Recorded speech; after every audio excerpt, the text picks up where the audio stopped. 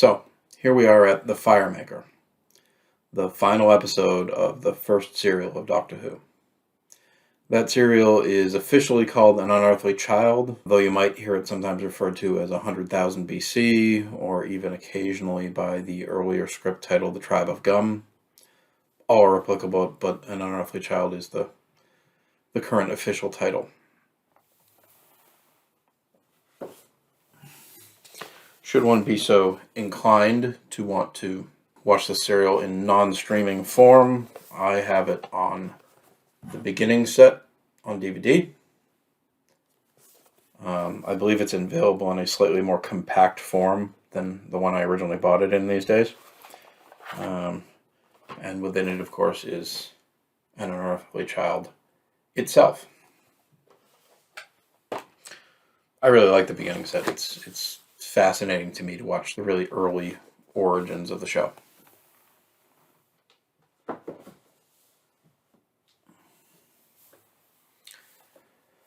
So, where did we leave off? Well, the travelers had been trying to make it back to the TARDIS, and they'd been headed off by the tribe, now led by Cal. As this episode moves forward, they get brought back to the caves, where Cal takes the opportunity to start treating this like a chance to fully usurp his rival Za from power. He starts to whip up the crowd into a frenzy against Za, but even as he does so, he chooses to use the murder of the old woman as the ammunition to do that, and the Doctor steps in and tricks Cal into revealing that he himself murdered the old woman. The Doctor then inspires Ian and Za and the rest of the tribe to drive Cal out. Unfortunately, this does not result in Za choosing to let the travelers go. He instead imprisons them again in the Cave of Skulls, and they choose to try and make fire in order to win their freedom. They do so, and Za is suitably impressed. Cal breaks into the Cave of Skulls through the back entrance at this time, and Cal and Za engage in a rather brutal fight to the death. Even after this, however, Za still refuses to let the travelers go, so they're forced to trick the tribe using skulls and torches to kind of create a spirits of the dead thing to distract the tribe. And they manage to make it to the TARDIS just in time in order to make their escape. And that is how the first serial ends. My general impression of this episode, as it has been with the last episode, is that it's still pretty grisly, much more grisly than Doctor Who will later be. Thematically, we get the culmination of the leadership struggle between Za and Cal, which, if you think about it, establishes a precedent for the show. That the story is not just going to be about the traveler's own point of view, but that the plots of the individual serials will be resolved. The stories won't just be about escaping from the situation. Now, on the surface of it, that seems pretty obvious, but it isn't really if you think about it. It's quite possible they could have done this story simply from the perspective of how the travelers get out of whatever they're into, not what was going on in the individual places and times they visited. I mean, if you look at it, they could have ended this story with the previous episode. Instead of being caught by Cal and the tribe, they could have just made it back to the TARDIS. I mean, that's effectively what they do in this one. It's just that the politics of the tribe had not been sorted out yet at that point. And I think, people would be forgiven for noting that the politics of the tribe may not be that interesting. They're certainly not as interesting to me as watching the Doctor and Ian's interactions over the course of this story. But what we're doing is setting a precedent here that what the travelers do affects things. What they do matters not just to themselves, but to the lives of the people they meet. Without the travelers' presence at this point in history, the tribe would have lost the secret of fire. How much would that have affected? Would the tribe have died? Quite possibly. They seem to be very close to winter. And would it just be the tribe? How many humans are there at this point? Is this a crucial point in human history? Is this the point where fire becomes widespread knowledge? We don't know, but it's certainly possible. But it seems fairly certain to me that At the very least, without the Traveler's presence, the cavemen would have died. So let's take a look at those cavemen. And let's start with the villain of the piece, Cal. A couple episodes ago, I made the point of saying that what Cal was doing wasn't entirely unjustified, that he wasn't trying to trick the tribe. But by this point, given the things he's done, pretty much any sympathy we have for him is lost. He is unquestionably, at this point, the villain of the piece. And Cal is still good at playing politics. He's still good at whipping a crowd up into a frenzy. He tells some flat-out lies about Za, that Za and her helped the travelers escape, that Za is the one who killed the old woman. And those lies are fairly easy to see through. But much like modern politics, Cal is not playing to the logic of the crowd. He's playing to their emotions. And unfortunately, much like modern politics, it works. However, we also see that Cal is not good at defending his positions at this point. Cal can lie, but he can't explain away his own lies. Cal's all attack, no defense. And while we see that Cal is good at winning over a crowd when they're neutral or even inclined toward his side, he doesn't seem to be able to win them back when they turn against him. Speaking of Cal lying, by the way, it's interesting to note his reaction when he sees fire toward the end of the episode. A couple episodes ago, it was mentioned that Cal has claimed that he'd seen fire before.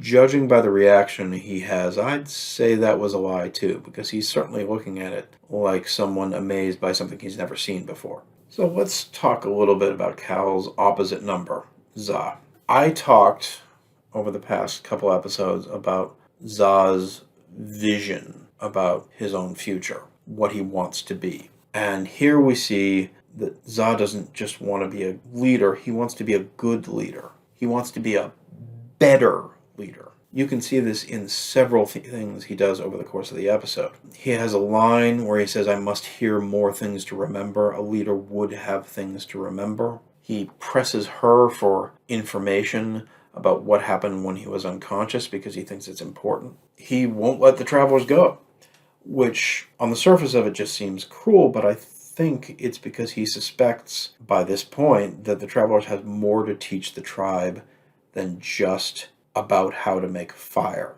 It's also interesting to note that he doesn't seem to see this as that important a betrayal. He either thinks he's fully adopting them into the tribe and that will somehow make it a better life for them, or his loyalty is purely to his own tribe and thus he doesn't really care about their feelings. It's literally a tribal mentality. So I guess basically what I'm saying is that Za has had a bit of an intellectual epiphany. Za has seen the travelers, and he's seen Cal, and he's seen their methods, and he's integrating them into his own leadership style. Note how Za leaps right into Cal's spot and controls the crowd as soon as Cal's control slips. He's learning, he's using the tools that he's seeing used in front of him. Perhaps the most integral part of Cal's epiphany is the line he hears from Ian. Cal is not stronger than the whole tribe. Za clearly takes that seriously. Even when he's talking to her later, he's talking about all the things the tribe can do better if they function as a unit than as individuals.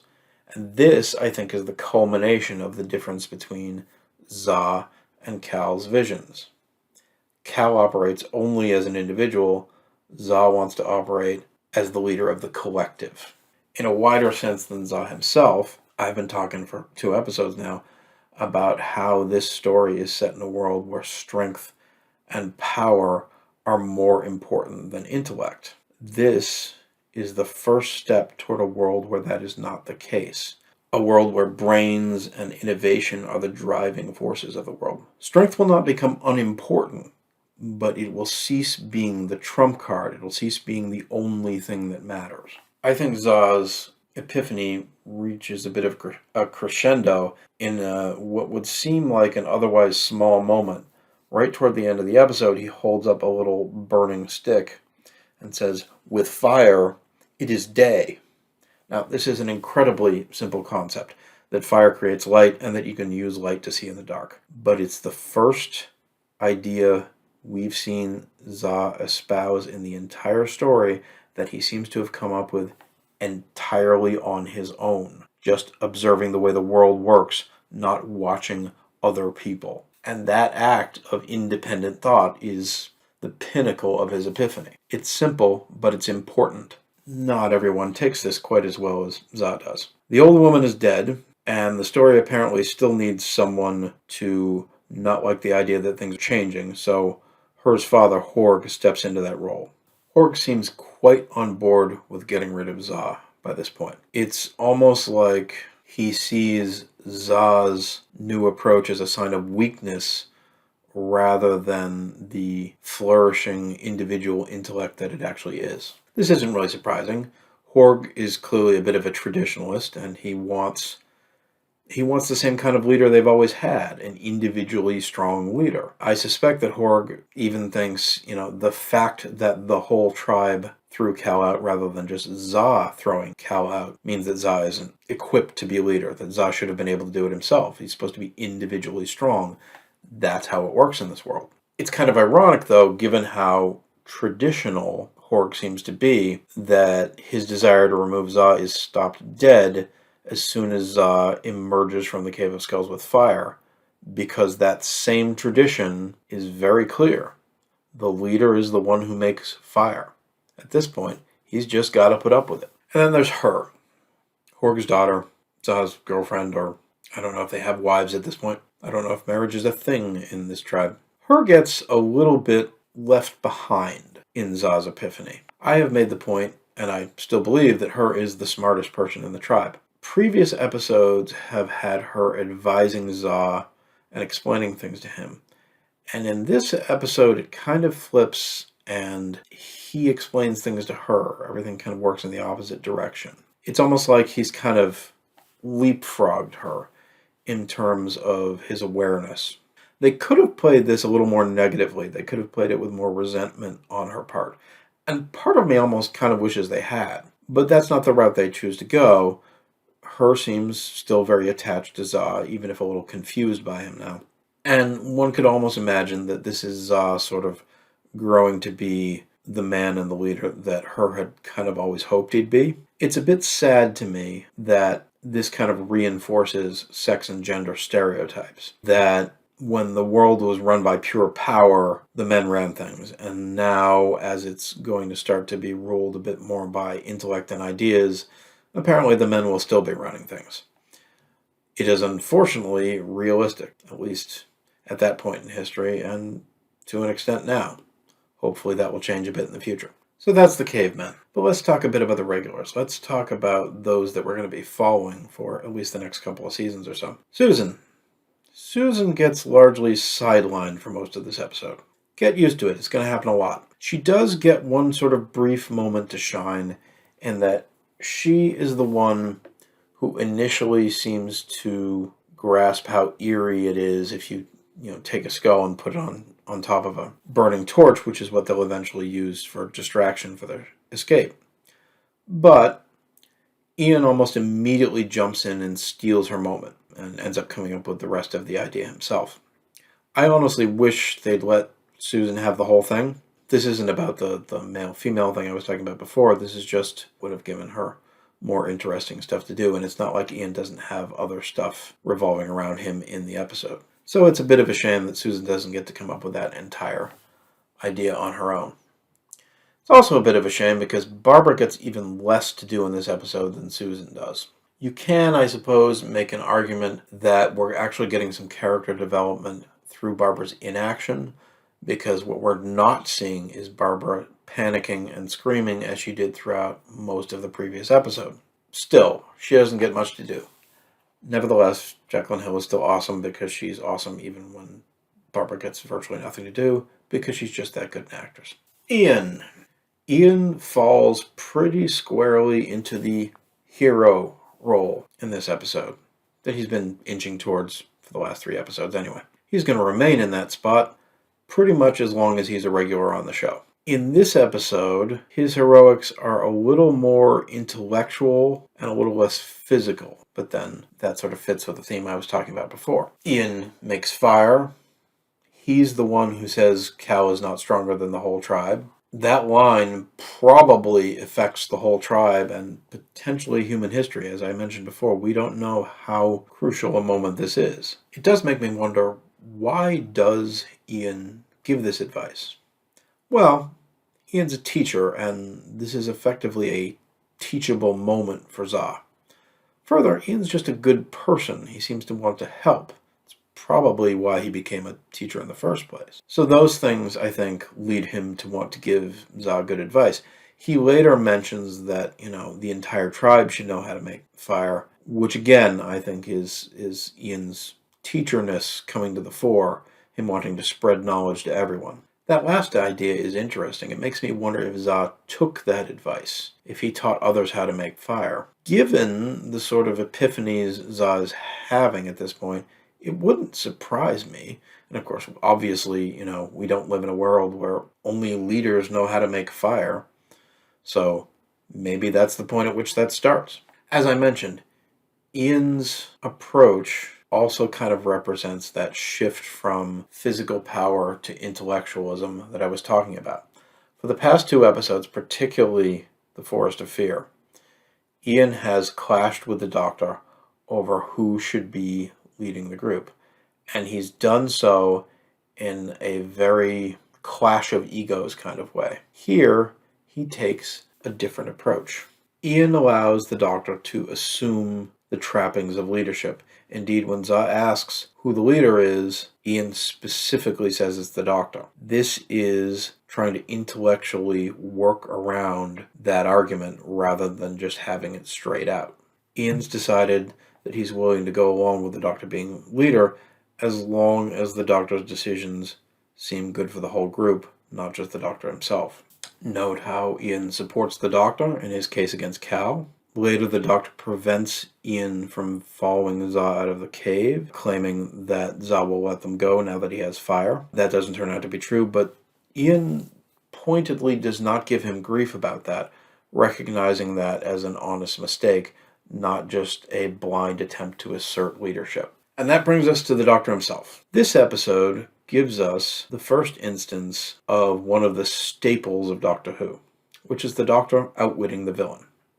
Now, Cal is no intellectual giant, but it is still fairly clever the way the Doctor tricks him into using his own words to incriminate himself. It's also worth noting that while Ian is the one who says the words, it's the Doctor who actually initiates the process of the whole tribe driving Cal out, not Ian. Ian just goes along with it. So what we're seeing here is the beginnings of an approach that the Doctor will use, most of the rest of his life, using cleverness and intellect to balance and overcome physical power. Between Ian and the Doctor and Za, we're getting a little intellectual revolution here at the dawn of time. The Doctor also does a number of good things in this episode. He helps to exonerate Za. He supports Ian's notion that the whole tribe should know how to make fire. He warns Ian off when Ian presses Za too far, which probably ends up saving Ian's life for a second time. Hartnell also has a wonderfully delivered line as they're ushered into the Cave of Skulls again. It's very simple. It's just, "This place is evil,"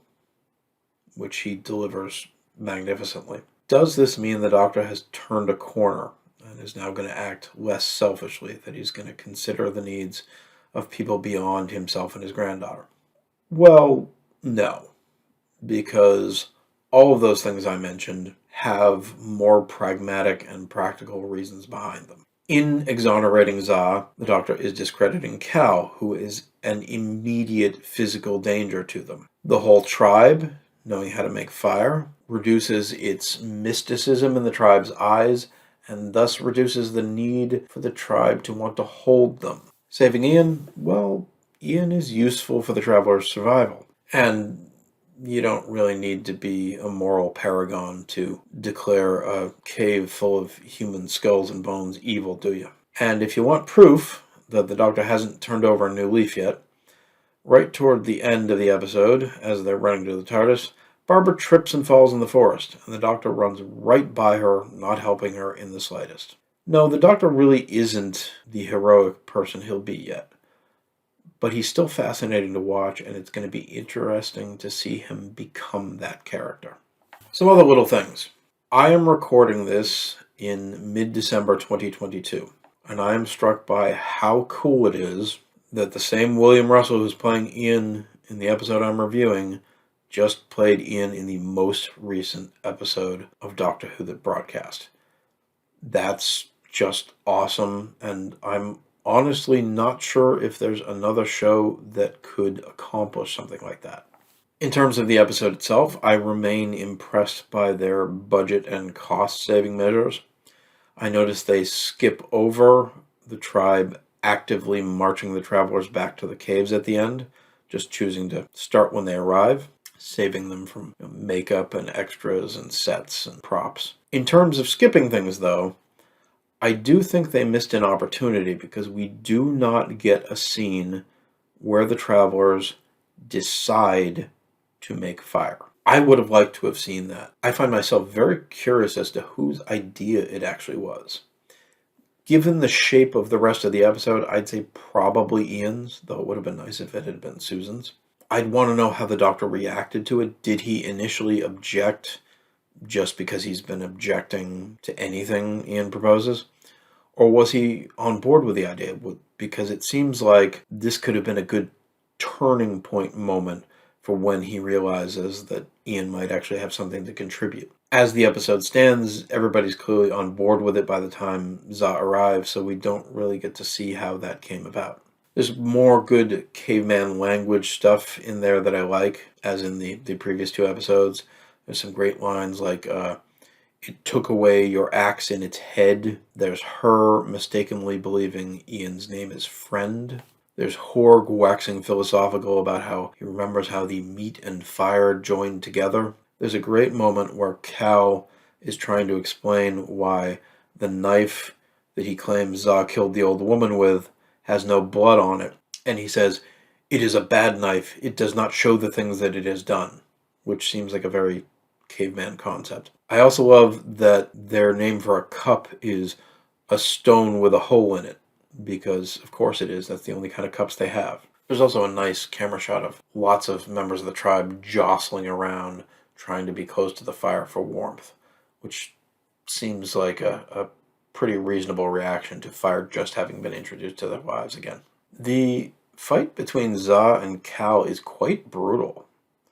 Clubs, knives, axes, hand-to-hand, kicking, biting, throwing, back snapping, and finally a giant rock slamming down on Cal's head. I remember reading Terrence Dick's novelization years ago, and he was very poetic about it. He said, "There was one more shattered skull in the Cave of Skulls," which I think is a beautiful description of something very ugly. Just in terms of body language, I like that Za and Cal are both clearly competent fighters, as one would kind of have to be to survive in this world. And they clearly both expect this to be a fight to the death. There's no quarter-ass. They're clearly trying to kill each other. I also like the way the director, Waris Hussein, cuts from the fight to the reactions of those looking onward. He captures their emotions very well. There's some fascination, there's some horror, there's some disgust. It's very effective. The Doctor seems to be the one most fascinated by it, unsurprising given his general curious nature, but even he seems disgusted by that final blow with the rock. I also thought it was interesting to note that Cal's body doesn't get moved out of the Cave of Skulls, it's just left there. It makes me wonder, is that because Cal's no longer considered part of a tribe, so he doesn't get a burial? Or is burial not a thing with the tribe? I mean, they do have a big cave full of skulls and bones. Perhaps just sticking people in here and letting natural decay take its course is their method of burial. Perhaps that's how they deal with the dead. I like that the travelers get to the TARDIS much quicker this time on their second attempt at escape, although it's worth noting they still barely make it.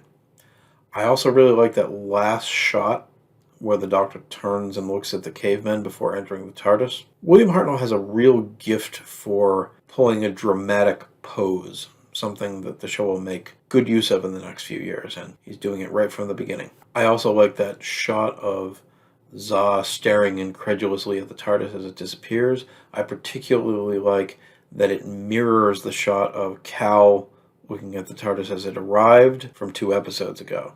Nice sort of bookends to the Caveman story. Once they're in the TARDIS, we also get the first bit of dialogue from the Doctor that implies that he can't entirely control the TARDIS. Something that will be true for the next 6 years of the show or so. So, it's an important little hint. And then, of course, we get that cliffhanger with the radiation meter slowly creeping up, unseen by any of those on the ship, into the danger level. It's a cliffhanger, even though we're at the end of the serial, leading into the next serial. A serial that is arguably the reason that Doctor Who still exists today.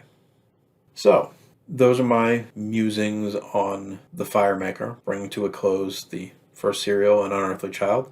Next time I'll be moving on to the next serial. Feel free to comment below. I'm always curious to hear what other people think.